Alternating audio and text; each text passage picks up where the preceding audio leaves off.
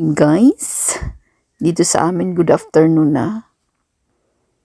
Ayan si Madam. Ay, si Madam talaga. Hindi po. Si Ma'am Stevens yan. Naglakad-lakad kami dito guys sa Osdorp, Amsterdam. Kasama ko asawa ko tsaka itong bunso kong babae. Naisipan lang namin lumabas kasi 1 week na yung vacation ko. Hindi pa ako gumagala. Sabi ko sa asawa ko, parang bored na ako dito sa bahay. Pwede ba tayong lumabas? Kaya hayan, lumabas kami guys. Pumunta kami sa Osdorp. Sabi ng asawa ko may masarap daw doon na kainan sa market. Gusto niyang ipakita sa akin. Pero madalas na kami pumunta dito dati guys. Lalo nga siyang gumanda nagkaroon ng mga new recreation katulad nito. Yung exercise dingiches. Yung mga exercise tool. Pag napadaan ka, hindi ka talaga pwedeng hindi mag-try ng mga nila dyan. Pa-exercise. Kaya itong dalawa, alam mo naman itong dalawa. Mahilig talaga yung mag-exercise. Kaya yung asawa ko macho kasi mahilig yan mag-exercise. Walang tiyan yan. Hindi katulad ko. Tamad ako mag-exercise. Tsaka ang hilig ko sa rice. Kaya medyo mabilbil tayo guys. Kaya ang ganda guys. So, tingnan nyo. Libre lang yan guys. Walang bayad yan.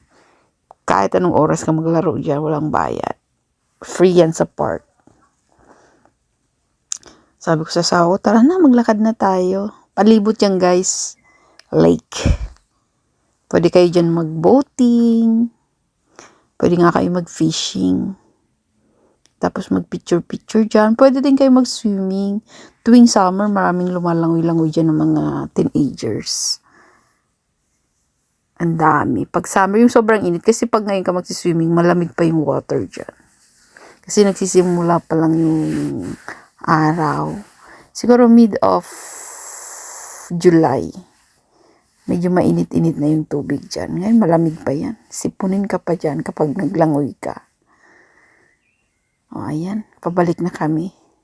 Punta kami dun sa market. Dito kasi yung daanan. Minsan dinadala namin dito si Mami Dina, yung mami ng asawa ko.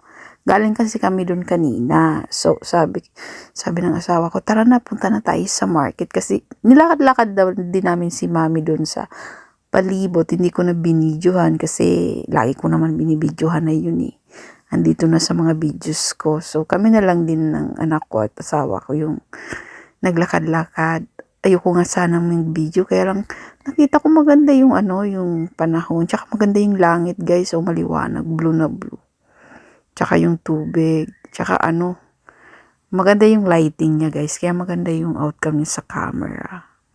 Kaya sabi ko, sige na nga, mag-video na ako, gawa na ako ng video para may ma-post ako sa Facebook. Ito nga guys, ang ganda, yung bulaklak. Tinanim nila yan dyan. Sa bawat street dito sa Osdorp. Actually, mostly dito sa Amsterdam. Meron sila lagi niyang pag summer. Pag summer, ganyan yung mga tanim. Pag tulips time, mga tulip din, mga summer from March, April, May. Tulips time yan. Daming tulips. Gagandawan. Dito na nga kami sa hindi pala siya, restaurant din siya, pero kainan siya, yung maraming stall na kainan. Mamimili ka lang kung anong klaseng pagkain na gusto mo. Asian ba? Thailand ba? Indian ba? Or basta iba-iba. Kung anong gusto mong kainin. Ito yung napili namin. Ang sarap ng pagkain doon guys. And then, pabalik na kami. Pauwi na kami. Papunta sa sasakyan kung saan nakapark. Nadaanan namin ulit itong mga kalapate. Pinapakain ng babae. Andyan, ang daming kalapate. Kumakain sila dito sa tabi ng lake. Dinaanan ulit namin. Ang gandang tignan yung mga bird guys kung malapit kayo dyan. Ang ganda rin ng langit. Oh, grabe.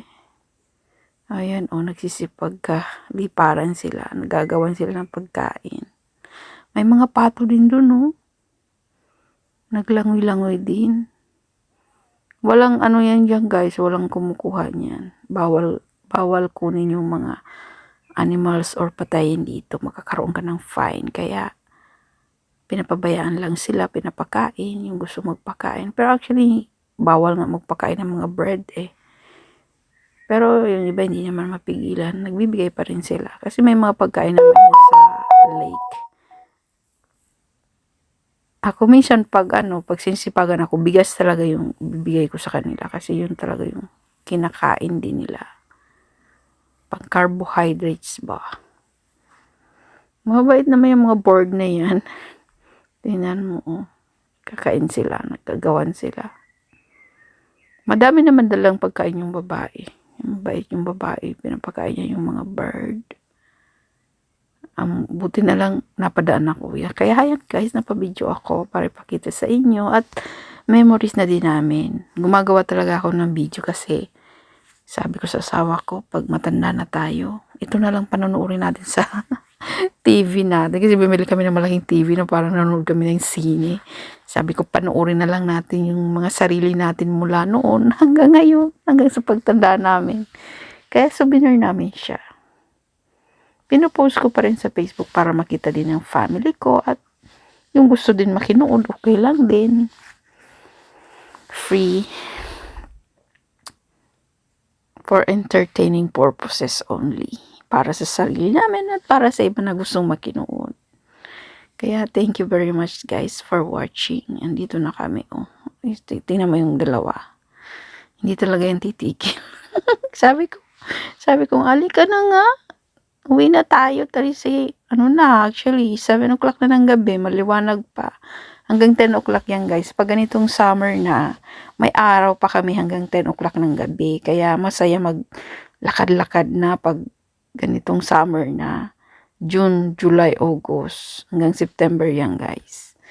Hanggang 10 yung namin. 10 o'clock yung araw namin. Sa gabi Diba bongga? Ang haba ng araw namin. Kaya magala talaga kami pag ganitong mga month. Sobrang gala namin. Ayan, iyaya ko na yung mag-ama ko. Sabi ko, uwi na tayo. Tatawid na kami dyan sa kalsada. Papunta sa sasakyan namin. Dumaan yung mahabang tram guys. Madalas sumakay din ako dyan minsan. Ayan na, nakasakay na kami sa aming cutie auto. Pauwi ng bahay. Napadaan kami dito sa tunnel. Diba may pa-tunnel. Ayan, palibot yan guys. Ang ganda dyan guys. Nature na nature.